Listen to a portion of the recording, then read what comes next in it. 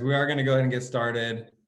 And sorry for the delay there, but thanks for being patient. And we'll still have a lot of good content and some good info to share here this evening. As I said, the meeting is going to be recorded. So if you don't want your likeness out on the World Wide Web, go ahead and turn off your video there. Also, please go ahead and mute your mic so that we don't catch the background noise of your significant other yelling at you or your dog barking. This is the Central Ohio Investor Network, as most of you guys know. I'm Nate Roderick, and thanks for joining us this evening. We're really excited this evening to have Chris Stanley, who's going to be talking a little bit about his journey in real estate. We're also going to hear a little bit from Justin Fry this evening as well. So thanks for joining us tonight. Our next meeting is going to be next month, May 18th. That's going to be a Tuesday, the third Tuesday of the month. Topic is still to be determined, but we are hoping that we're going to be able to go back to some component of the meeting being in person, since a lot of people are getting their vaccinations now, and hopefully things are going to be loosening up. It's unlikely that we would be able to have an entire meetup like we like to next month, but hopefully we'll be going back to some hybrid of online and in person, maybe using our pods again, meeting in groups and having them, still having some personal component to the group. Coin is primarily an in-person networking group.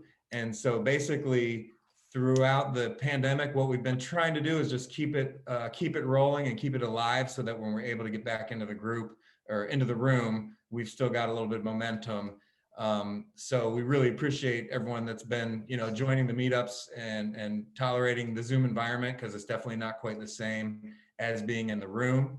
But we're looking forward here in the next couple months being back together, and we'll get some more details out in the next couple weeks about the next month's meeting, and hopefully have some options for people to go, to a smaller group and be live in the meeting. And then before long, hopefully we'll be able to get back in one big group, because that really is the purpose of this group. This is a networking and resource-based group.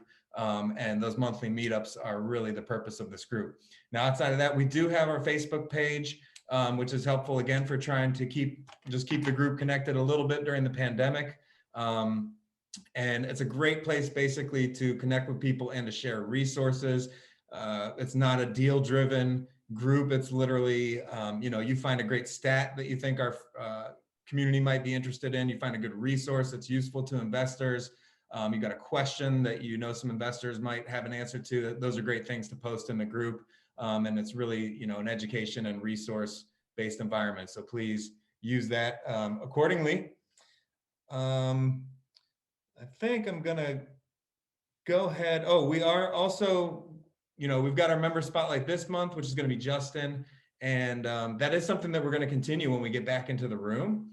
So the member spotlight is a really nice opportunity for us to just learn a little bit about someone that's in the group without them, giving a big presentation, or maybe you've never had the chance to personally interact with that person, but just giving them a chance to say, hey, this is my name, this is what I do in real estate, I'd love to connect with you, and just learn. We kind of it's like a speed date for one person that gets to kind of share their story with everyone. And so we like featuring that spotlight. Sarah's going to drop a link in the chat that is a form. If you'd like to be spotlighted, follow the link to the form. If you know someone that you think would be a great spotlighted member, please pass that information along. You can also email admin@thecoinmeetup.com, which we will also put in the chat here once I stop talking. But really, we want to continue the spotlight even once we're back in person in our in-person meetings. So really, if you say, hey, yeah, I'd love to share my story in a couple minutes, answer a couple questions, or somebody that would, please follow those links that are going to be in the chat. And we'd really love to have the opportunity to learn more about you and spotlight you as well. Since we did get a little bit of a late start this evening, we are going to go ahead and jump right now into that member spotlight. And again, everyone, we're just a couple minutes behind schedule if you've joined us late, which it looks like we do have some people jumping on the meeting now, which is great. few minutes behind schedule because we had a little difficulty with the link. So thanks for being patient. Thanks for joining us. I'm now going to pass this over to Mr. Nick Carricane, and he's going to have this month's Member Spotlight. Thank you. For those of you I can see, it's great to see you. This month's Member Spotlight is Justin Fry. I've got to work a little bit with Justin recently on his fourplex, which perhaps he may want to talk about. I know he has a flooring business that he does, as well as invest in rental properties, has some experience in flips, has some experience in syndications, which is something I'm interested in as well. But we have our standard questions. Justin, I just want to welcome you. How are you feeling tonight? Good. How are you guys? We're good. All right. So just to recap, the Member Spotlight is for us to introduce members to our members. So again, if you guys are interested in becoming a Spotlight member, showcasing your business, please click the link that Sarah just put in the notes, and we'll reach out. All right, Justin, your first question is, what is your primary strategy that you are implementing currently to make money in real estate?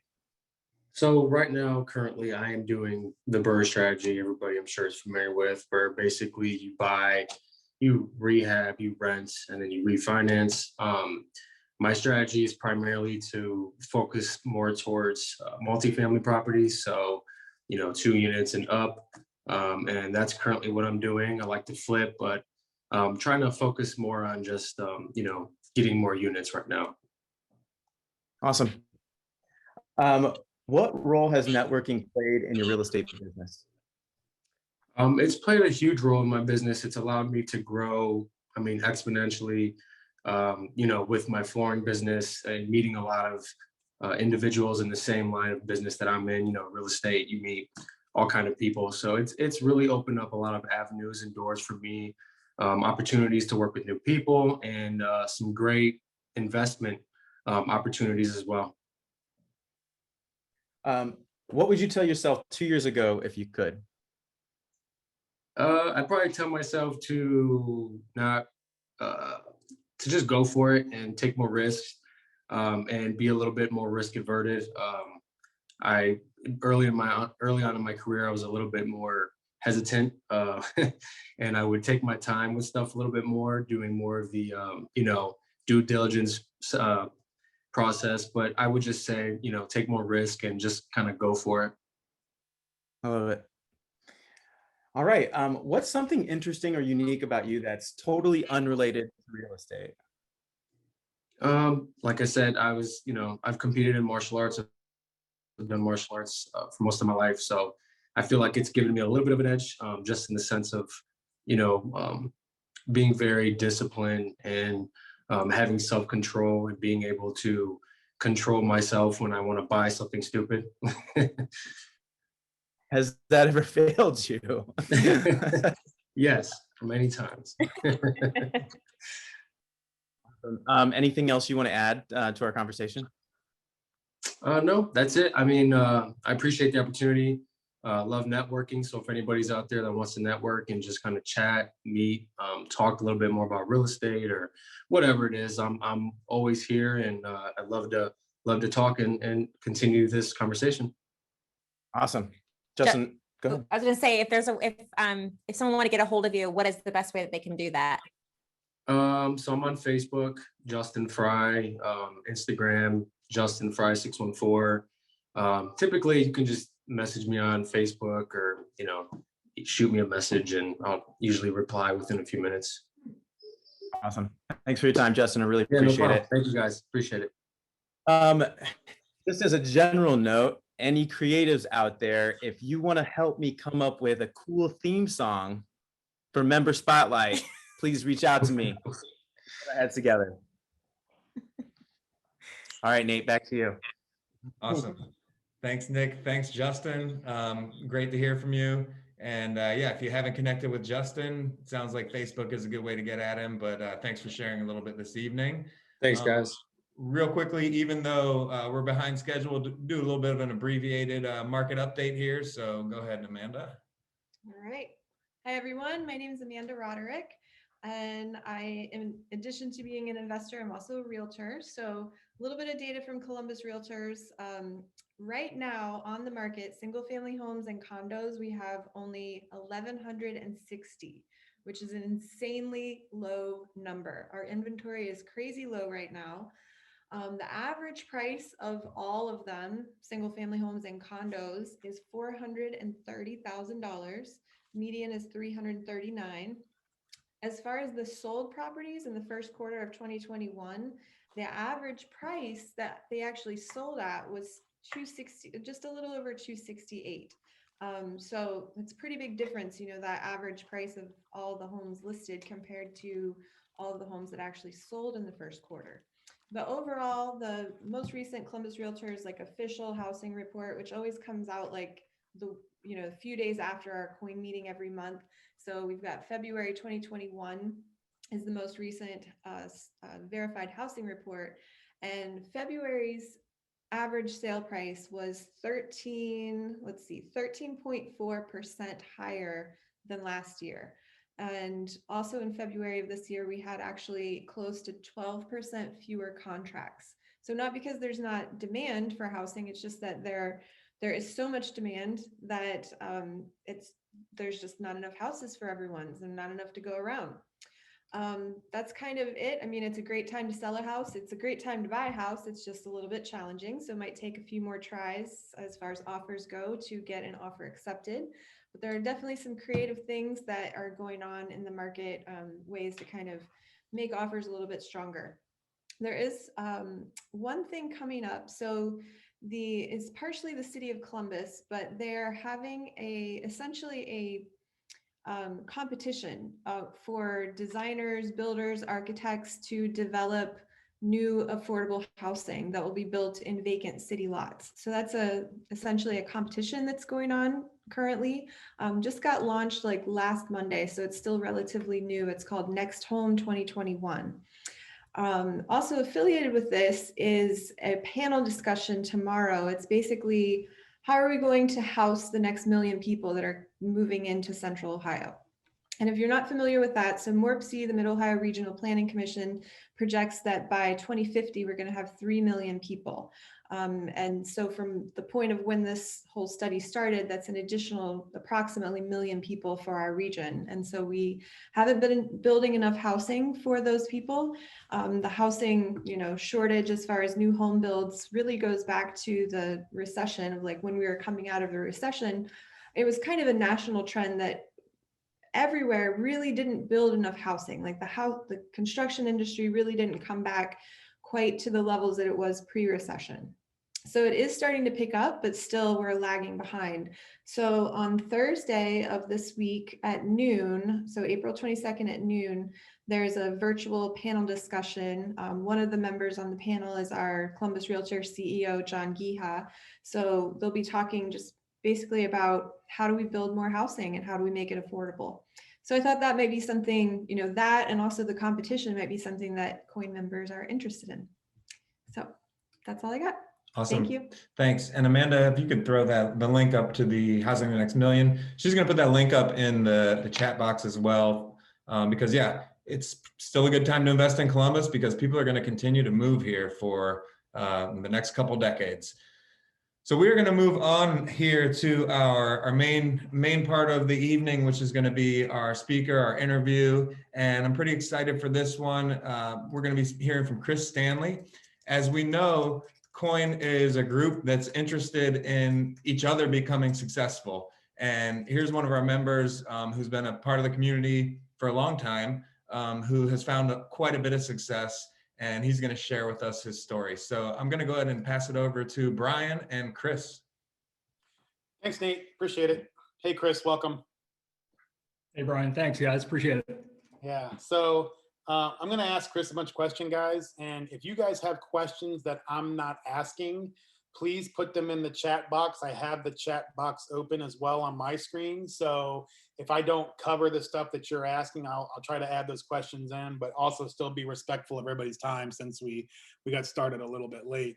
But we're going to get right into it. So obviously, Chris, you and I know each other a little bit and have hung out a couple times. And seen a couple of your properties and stuff, and all the cool stuff you're doing. But for the people here that have no idea who you are, like, just give us a little bit of your background and stuff, and where you grew up, where you're born, and was it Columbus, and how did you end up here, and give us a little bit of background. Sure. Yep. So I'm originally from Southern Ohio, a small town down there called Waverly, about 5,000 people. So yeah, pretty small area down there. I was raised by a single mom, and she was a contract employee with the federal government. So every time there was an election or any kind of a policy change or anything like that, she was worried that she was going to get laid off from her job.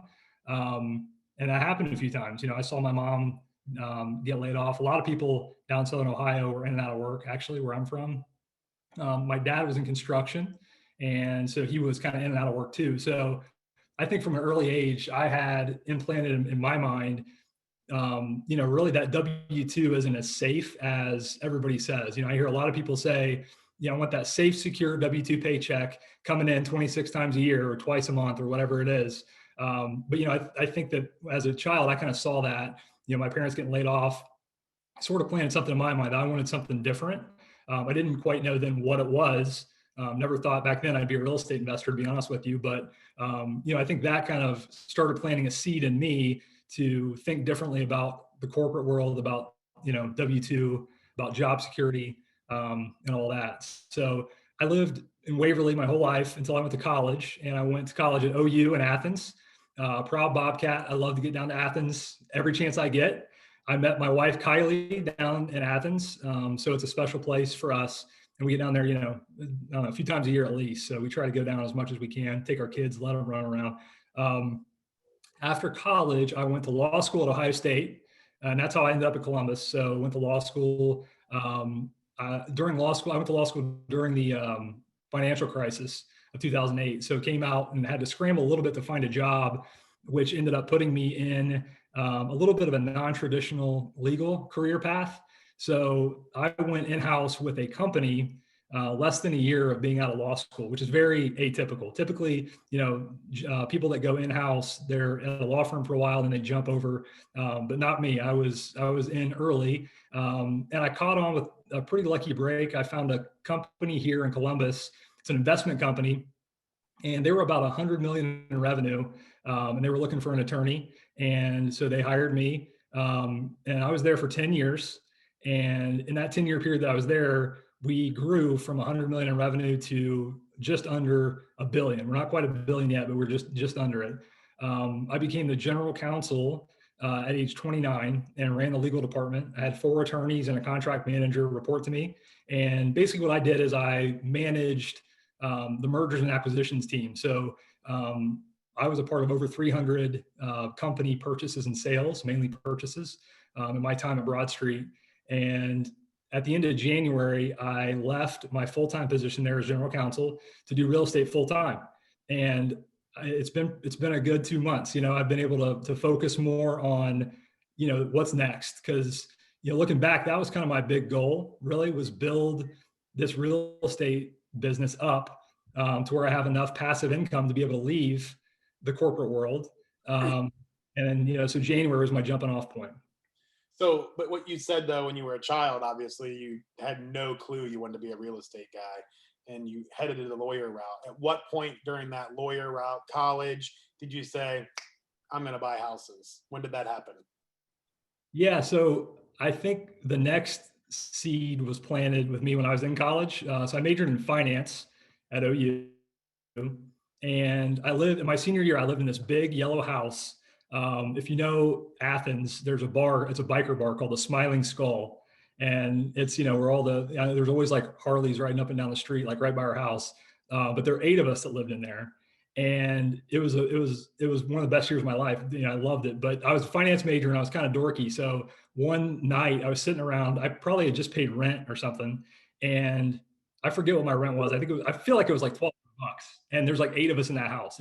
That's a lot of money. For one guy who owns a house to be collecting, from college kids.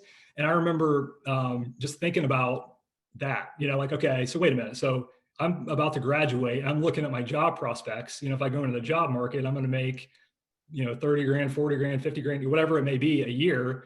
this guy's making, more than that on this one property that these guys are paying, him to live in. And he's not doing anything. Like, he never came to fix anything, So I saw that and I didn't act on it then. And I wish I would have, looking back on it. But that planted another seed with me where I started to view real estate investing as, something I definitely wanted to have as a part of my future financial picture.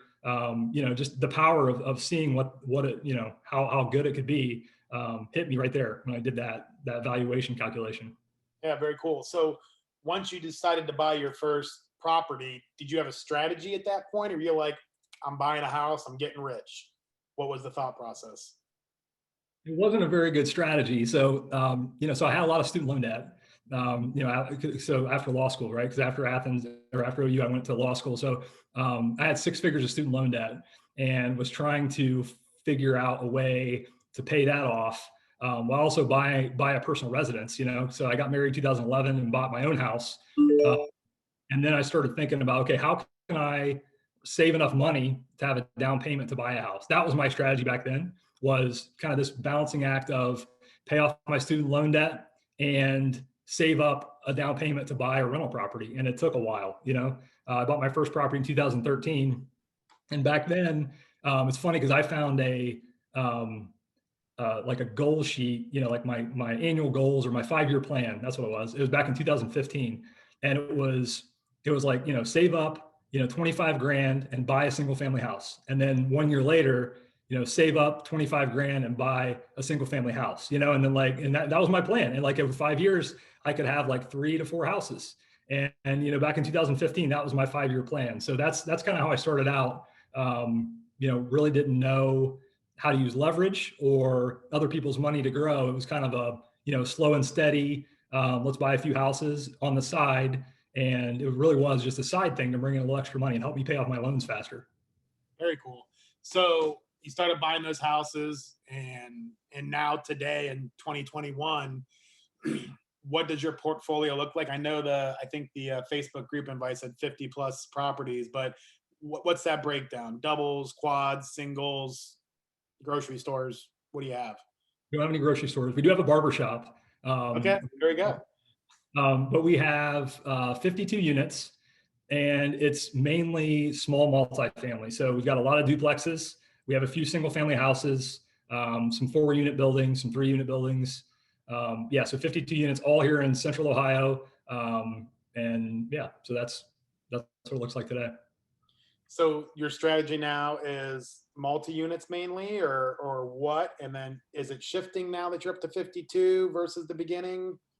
Yeah, so I think that I think my strategy was a little bit unique, to what the common investing advice is. I hear everybody say, I've heard people say this for the last 5 or 6 years. The market is way too hot. We're not going to buy. We're going to wait on a dip, and we're not going to buy anything unless it's 70% of ARV. Right? I think nobody has a crystal ball. I don't know what the market's going to do. I don't know if it's going to go up or down. I do know that Columbus, Ohio is an affordable market. Central Ohio is an affordable market. I think that the 70% of ARV is great advice. But I think that, to me, there were some other factors that I looked at in addition to that. So, again, my big goal initially was, okay, I want to build enough passive income through real estate to, leave my job if I want to. And so what I focused on first and foremost, and this is going to be my strategy, I think, going forward too, is cash flow. To me, cash flow is everything. I don't care. I'd much rather have a property that cash flows like crazy and pay a little bit more than 70% ARV than, go and get something that doesn't cash flow at 70% ARV. Because my strategy isn't flipping. My strategy, that's just not what I do. It's buy and hold. So I need stuff that's going to cash flow, going forward. So my number one criteria is a 15% cash on cash return is what I target. And, which basically cash on cash return is, of all the dollars that I have in the transaction, so like if I buy $100,000 house and I make a down payment of 20,000 and I have a bank loan for 80,000, I've got $20,000 in the deal. So by my criteria, I need 15% of that coming back to me every year, which is $3,000. So that's kind of my number one criteria. So I don't really even look at anything unless I think it can get, that 15% cash on cash. So then that's kind of point number one of my strategy. Point number two, that by the way, that point number one limits a lot of places in Columbus, right? You're not going to buy anything in Upper Arlington, Grandview, Dublin, Powell. It's really hard to find anything with a 15% cash on cash in those areas. So we've already eliminated, a lot of the market. Point number two, I want to buy in places that I believe are going to appreciate faster than average in Central Ohio. And, so I look at areas that, have catalysts for growth. So maybe it's a, big development project that could change the landscape. Or maybe it's just, you could kind of see it when you drive down the street, half the houses in the past 2 years have changed dramatically, things like that. So that's criteria number two. And so if you add those two together, the 15% cash on cash return plus an area that is going to, I believe is going to appreciate faster than average, that brings you down to, not very many areas in Columbus. So I'm already pretty selective in geography from there. And only then do I look at, what can I get it for from a percentage standpoint? Because what most people say that I've heard a lot is, you need to buy your property at 70% for what it's worth. You got to get a 30% margin of equity in your property. And I've done that plenty of times, but I've also bought properties that meet my first two criteria that maybe are 85% or 80%. And frankly, I don't care because I'm a buy and hold investor for the long term. And I've got the cash flow as my backstop. And, when my kids inherit these properties, they're going to be glad I bought them, So that's where my strategy really has evolved from. When I started, I didn't know what I was doing, right? I'm saving money to buy a down payment and just buy a house, right? My first one I bought was in Hilliard. The first one I bought in Central Ohio was in Hilliard. And it was like a single family house. And it was a fine investment, but it wasn't like what we're buying now that spins off a lot of cash. Very cool. So you were saying that you drive around and look at neighborhoods or understand landscape changing, based on the city development or whatever. Is that the only way you're finding your deals, is by driving for dollars, or how else do you find your deals? Yeah, so there are various ways. So one of the things you talk about driving for dollars. So back in 2018, I was trying really hard to ramp up acquisition. And the beginning of 2018, I found out how hard that is because nobody knew me. So if I was making offers and people were like, well, we don't know you, you're not going to close. So we're going to go with a different buyer, even if they're offering $5,000 less or $10,000 less, because they're going to close and you're some guy we don't know. And so I really was trying to find a way in and trying to find a way to have an edge in this market. And so I was looking at everything. I was looking at on-market deals on the MLS. And every time I made an offer, I was losing. And I was trying to meet with people who could generate off-market leads as well. And I didn't have much luck with that for the same reason. Nobody knew who I was. So what I started doing is I started driving to work to and from a different way every day. I would go through residential neighborhoods instead of going, on the interstate. And I would call every sign I would find, right? So I'd call, if it's a for rent sign, I would call it and I would ask them, hey, I see all your for rent sign on this house. Would you sell it instead of rent it? And they would say no. And I said, okay, well, do you have any other properties you would sell? Or do you know of anybody else selling? And, a lot of that, I did that for all the for rent signs, all the for sale signs, and just kept striking out. But, I believed that if I kept doing that and kept going to meetups, that something would happen. And finally, I called one of those signs and I met a broker, a real estate agent here in Columbus. He had a duplex in Gahanna, and I was driving around over there and I called one of those signs and he was like, he told me straight up, he's like, I don't know who you are. You're never going to get a deal, because people don't know who you are. I was trying to buy his on-market duplex and he told me, he did a lot of business in town. I said, well, why don't we sit down for a cup of coffee, and just talk. And so we did. And then that led to kind of my first, my next deal. It was like at that point I had 8 units. But it was just striking out and trying to grow really fast. And we bought a portfolio of 8 units. That was the next deal that we did. And that one was actually on the MLS. but it was kind of weird because there were a couple of good properties, and then there was some other stuff in there, like with a bad foundation and, you know, other stuff. But we made it work and took that transaction down. So to answer your question, really, it's a mix of we do MLS deals if they make sense. We do, you know, we have a lot of off-market deals that are coming in now, which is great. You know, so it's really all over the place. That's cool. And you can say shitty properties. It's okay. Yeah. Okay. Thank you. I think everybody here is over 18 and no one has any offense to that. So Yep, you're fine. yep. So, okay. So you had 8, you bought 8. Obviously you say you're a lawyer, so you're super rich. So how do you finance all your deals? Yeah. So yeah, right. I mean, the financing has evolved too. So you know, like I said, when we started, I would just save up the down payment like 20% or 25% and then go buy something. Well, then, so I did that for a while. And then in 2017, so the company that I worked at, I had stock options in that company and I got a dividend basically. And so that gave me, you know, a little bit of more firepower than I had to go out and start buying, you know, properties. And what I learned when I had that was that you really, you know, I didn't have to go as slow as I did in the beginning because what I started doing was using the BRRRR strategy basically on a bigger scale. So I took that, you know, the cash that I got from my dividend, and that's what I used to buy that 8-unit package. And then basically, you know, I didn't do a whole lot to them.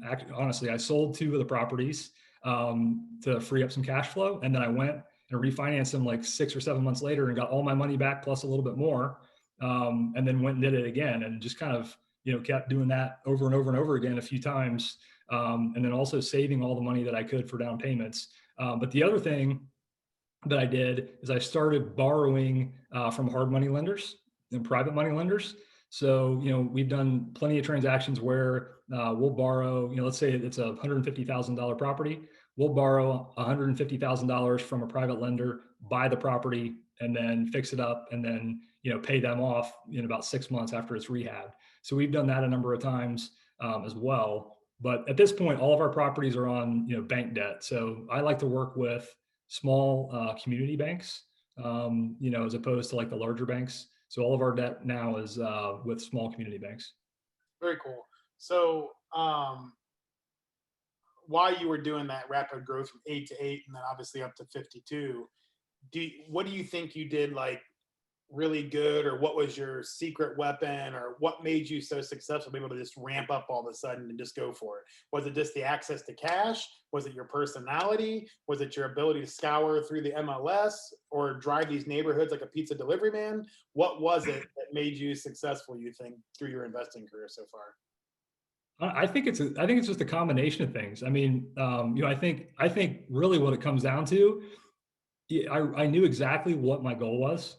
You know, I mean, I knew exactly what I wanted. You know, I wanted to get a certain number of cash flow a year, and that was it. And I didn't get distracted and start doing anything else, you know, and I didn't, you know, I had a lot of people tell me, you know, this market's too hot, don't buy, you know, but those people weren't doing anything, right? They're not buying anything. They never bought anything. They're just giving bad advice. And so I was able to listen to the right people, you know, and I stayed really clear on what my goal was. And then I developed the plan, the one I mentioned earlier with the criteria on it, you know, of buying properties that generate cash flow.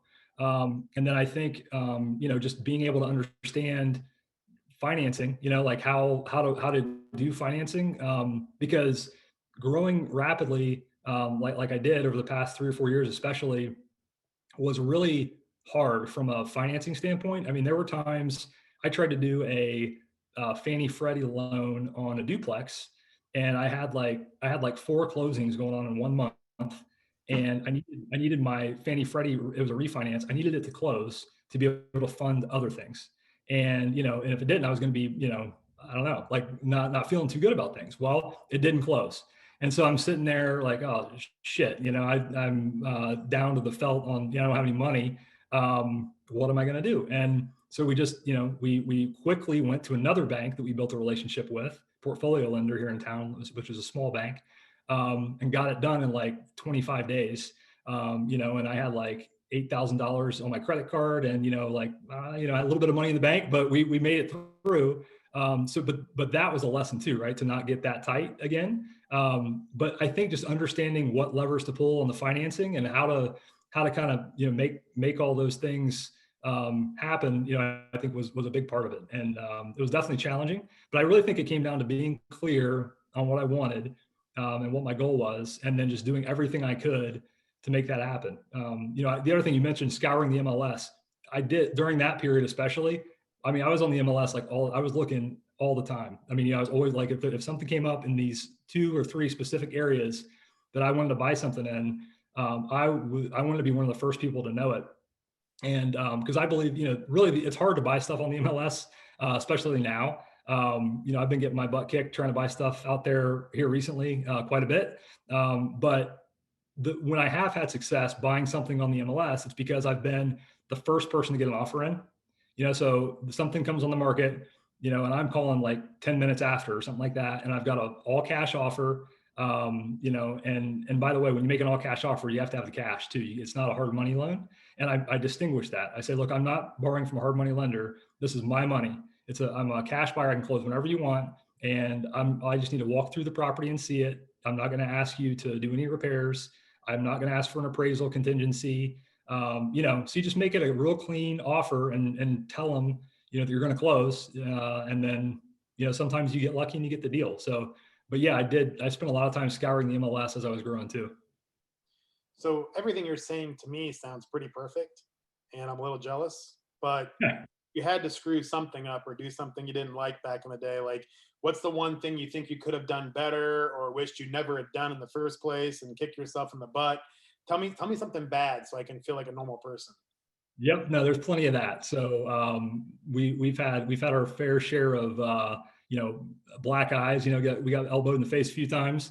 I think that what I mentioned to you when that loan didn't close, that I mentioned earlier, that was rough. That was a lesson learned there of getting a little bit too eager to grow. It ended up working out, but that could have gone another direction too. We might have had to sell a property for a lot less than what it was worth.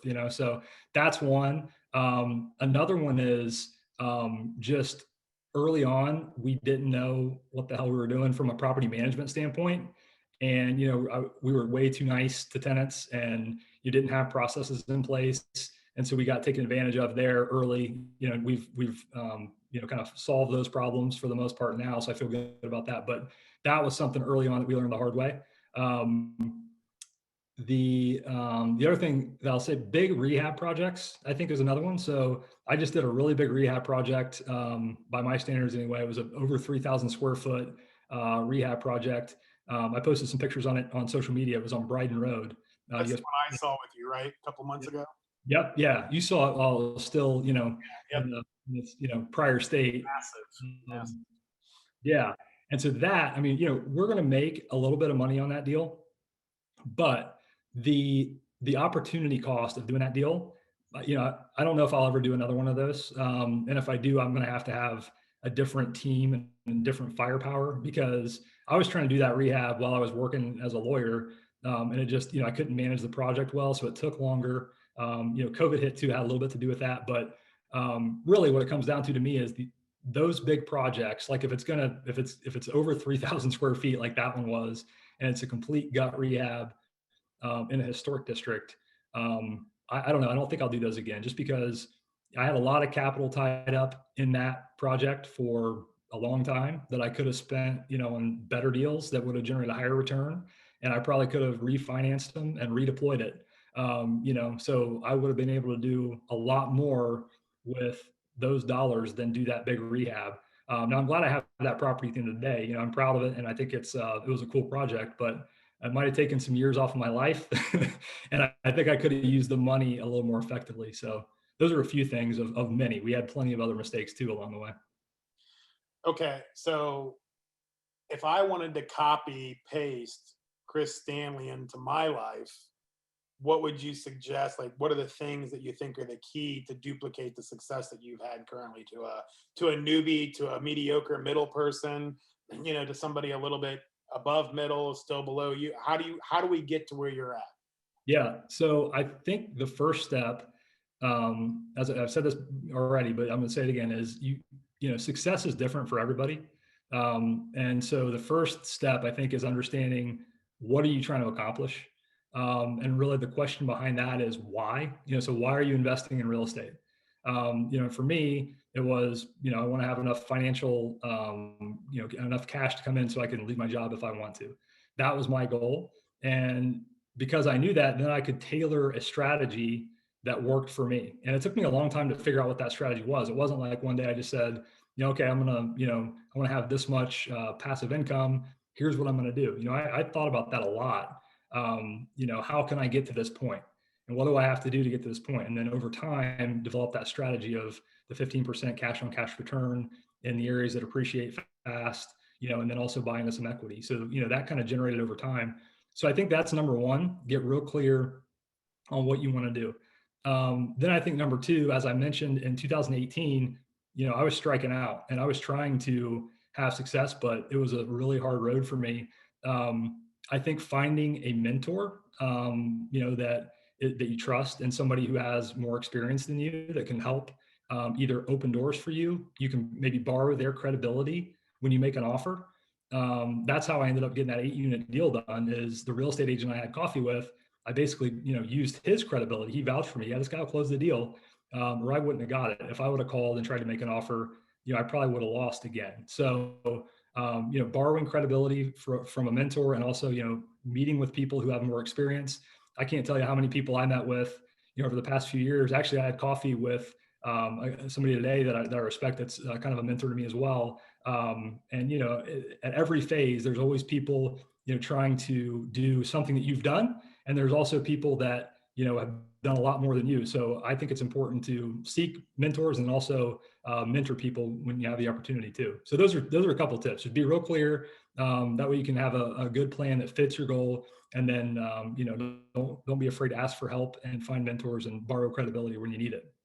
And I think you and I talked about this yesterday as we were kind of preparing for today and stuff, and how you and I are both kind of the same, same breed when it comes to sharing information, right? Like we'll sit and talk to anybody. So if you're a new person or a medium person or whatever you consider yourself, don't be afraid to ask that person that's better than you from your point of view to sit and have that coffee or water or beer, preferably, and have that conversation. Because just sitting down and buying somebody a beer and having some open conversation can open the doors to so many things that you've had questions on. And, so I know you and I both definitely agree on that a lot, right?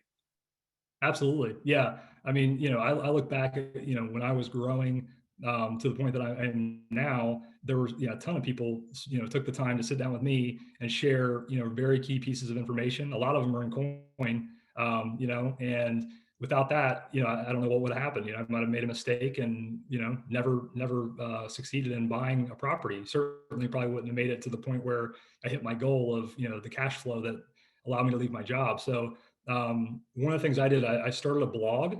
It's the www.thestanleyblog.com. And it's kind of just me, my thoughts, and it tends to be real estate focused. I've only got like 2 posts out there so far, but the purpose of that is to kind of put some of these thoughts on paper for people who might want to do real estate investing, but maybe haven't quite yet found their way to get momentum. But yeah, I'm all for sitting down with people and helping out any way I can. So yeah, if anybody has any questions or anything, feel free to reach out to me. Yeah, and so everybody in the live thing today, new people I know, people I don't know, reach out to Chris and heck, Nick and Sarah and Nate and Amanda and Mark, Katie, and everybody, myself. If you guys want to grab coffee and drink and just talk about real estate, obviously we're here for the same reasons. So take full advantage of the people that you look up to or admire or scared to talk to, and just get out there and put yourself out there and start talking. And I think you'll be surprised at how much you learn and what you can do with that information. But so last question, really. Obviously, you've mentioned it a couple of times that your big goal was to leave your W-2 and make enough passive income to get there. So basically, what I'm hearing you saying is now that you've done that, you're just going to sit back and chill out and drink some beers and watch TV, or do you have another goal? Yeah, so that thought crossed my mind, to be honest with you. So it's like, especially like right after I left, the W-2 job, is like, well, what do we do now? And I've thought about that a lot over the past, 3 months. And because, the answer couldn't just be, for me anyway, I'm just going to go and buy as many properties as I can, because every property you buy adds risk to the portfolio. If you have leverage on them, you're adding risk to your portfolio. And so there was a part of me that thought, well, let's just let the cash flow pay the debt off and then just have a bunch of free and clear properties. So I thought about that. But then what I came up with was, actually what I'd like to do is grow my portfolio significantly, and for the purpose of giving to some social causes that I care about. And like I have a scholarship for my hometown. I created this like 5 or 6 years ago in the name of my grandma, who was a school teacher, and it's like $1,000. And it's so I go back to Waverly and give that away every year. But I'd like that to be bigger. Like let's make that a meaningful scholarship that can actually make a difference for a bunch of kids down there in Waverly. And then my wife kind of wants to do the same thing for her hometown, which is Xenia. So do that, and those dollars go pretty far in those those communities. So things like that. And then there's also a lot of causes we'd like to get involved with here in Columbus, especially we invest in areas, opportunity zone type areas where there's poverty pockets in there that we see. So I'd like to give back to those communities too. So what we're going to do is double down and focus on building what we kind of the same way that's been our niche before, which is the small multifamily stuff. So we're going hard on that. We actually have 7 units in contract right now. And then we're also going to branch out into larger multifamily. So that's a space that I've kind of tried to dip my toes in here and there, but I've yet to really pull anything off in that space. And so I'm dedicating a lot of time and energy, now that I have more free time, into networking with people, and really just running that exact same playbook that I mentioned to you of how I got that first deal back in 2018. After a lot of striking out, I'm going to take that same strategy and apply it to larger multifamily, and try and get into the larger multifamily. So we're going to try and go pretty big here in 2021, and just see what happens and look for opportunities. Yeah, man, that's awesome. Thanks again for letting me pound some questions through you and stuff, and try to help everybody learn about how you became so awesome. But I think you and I are going to be drinking some alcohol here soon, so that I can, maybe partner with you on some of these things you're bringing to the table, because I know you do that. Yeah. But everybody else too, like I said, reach out to this guy.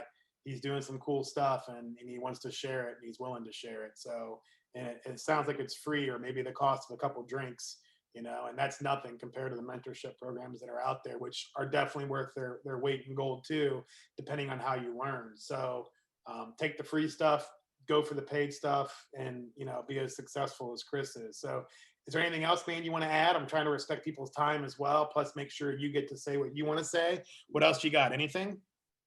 That's about it. I mean, that covers it. I echo everything you just said. And, big shout out to everybody at Coin for everything, all the resources over the years. If you want, you could subscribe to my blog, so you get every time that there's something that hits, you get it. And then, feel free to reach out anytime.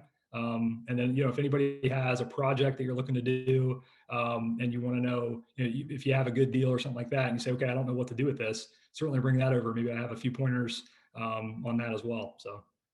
Very, very cool. Thanks again, man. Nate, I think that's the end of our main man, Chris, for today. So I don't know if you'd wrap this thing up and see if we got any other questions. I see nothing on the chat box currently.